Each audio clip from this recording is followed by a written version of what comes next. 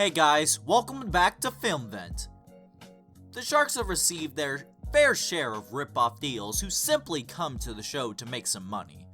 The platform those people choose is surely one that could end up with them making millions, but no one actually likes them. Well, sort of one reason why some deals go absurd, but there are many other factors as well. So, look at such instances more deeply, and here is a list of 7 absurd rip-off deals on Shark Tank. But before we begin, make sure you subscribe to the channel, and also don't forget to hit that bell icon so that you don't miss out on anything. Number 7, TYCOON. Aaron McDaniel had high hopes when he came to the Sharks asking for an investment in his company, TYCOON. But little did he expect, the Sharks completely rejected his pitch. Mark Cuban literally called it a ripoff, which makes it very much eligible for it to be on this list.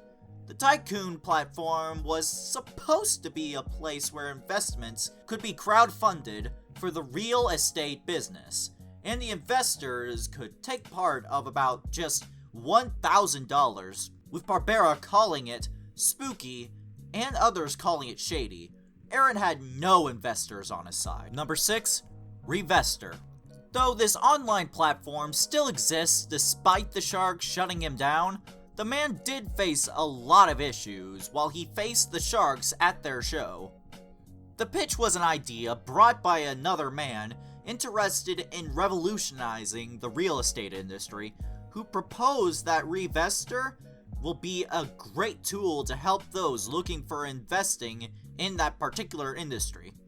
Revestor was supposed to act as a search engine for all those looking for detailed reviews of real estate properties.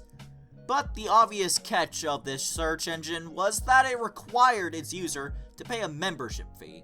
The notion surrounding the membership fees was disliked by all of the Sharks, therefore they rejected him altogether. Number 5, TYCOON.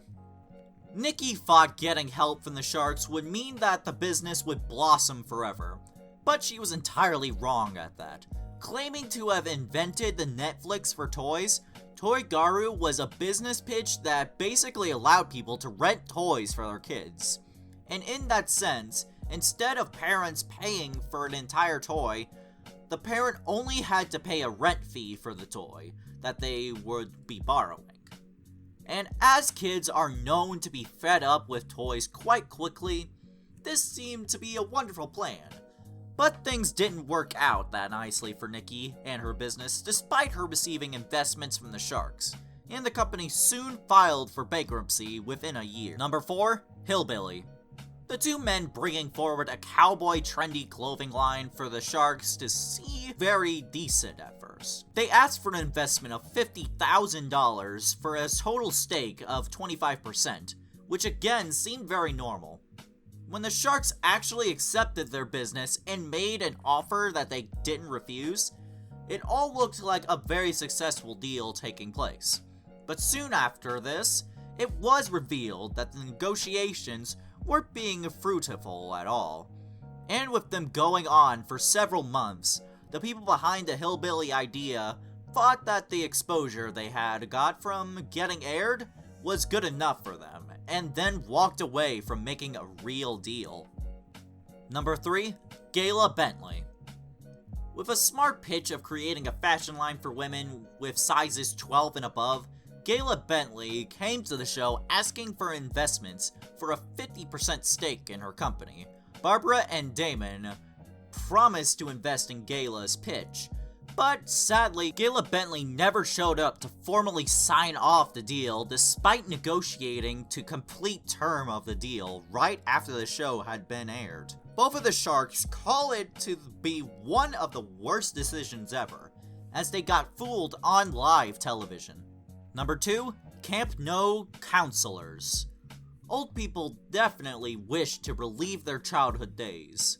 And why wouldn't they? Those were the days when everybody could have simply enjoyed without having any tension at all. But getting inspiration from a retreat Adam and his friends, he pitched the idea of making a camp for adults to the sharks.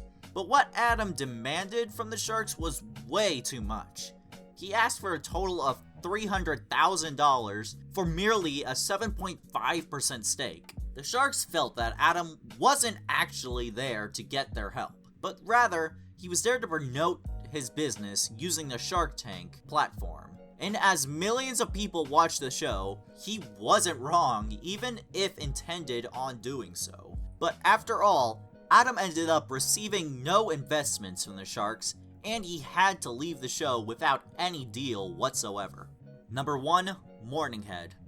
This pitch probably seemed grosser than it looked like a ripoff, as the idea behind the pitch was to bring in a product that would allow people to skip on taking baths in the morning just because their head would be washed off using this particular cap that he brought in. Probably the best part about the cap was that it was reusable.